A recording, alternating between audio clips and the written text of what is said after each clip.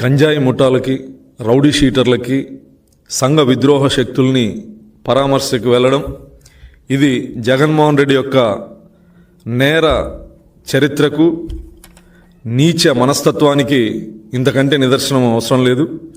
జగన్మోహన్ రెడ్డి ఓదార్పు యాత్రకి brand ambassador. ఇతను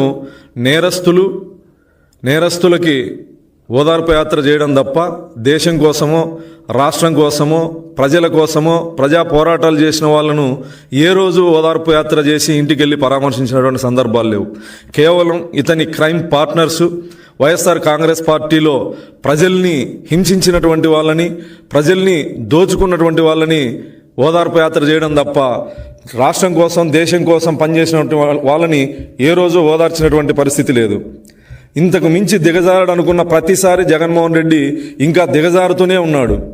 తెనాలిలో జరిగినటువంటి సంఘటన, పోలీసులు బహిరంగంగా కౌన్సిలింగ్ ఇవ్వడం, కరుడుగట్టిన నేరస్తులు, భూ కబ్జాదారులు, గంజాయి స్మగ్లర్లు, అనేకమైనటువంటి దోపిడీ కేసుల్లో ఉన్నటువంటి వ్యక్తులు, హత్యా ప్రయత్నం చేసినటువంటి కేసుల్లో ఉన్నటువంటి వ్యక్తులు, కరుడుగట్టిన నేరస్తులకి కులాన్ని ఆపాదిస్తూ సాక్షిలో అసత్యపు మాటలు రాస్తూ దళితుల్ని నమ్మించేటువంటి ప్రయత్నం.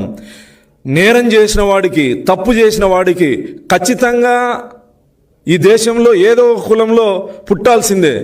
నేరస్తుడికి కులాన్ని అంటగడుతూ దళితులకు అన్యాయం జరిగిందని మొసలి కన్నీరు గారుస్తూ ఓదార్పు యాత్రకు పోవడం, గంజాయి స్మగ్లర్లు, భూ కబ్జాదారులు, రౌడీ షీటర్లు, గతంలోనే వీళ్ళ మీద రౌడీ షీటర్లు ఉన్నాయి.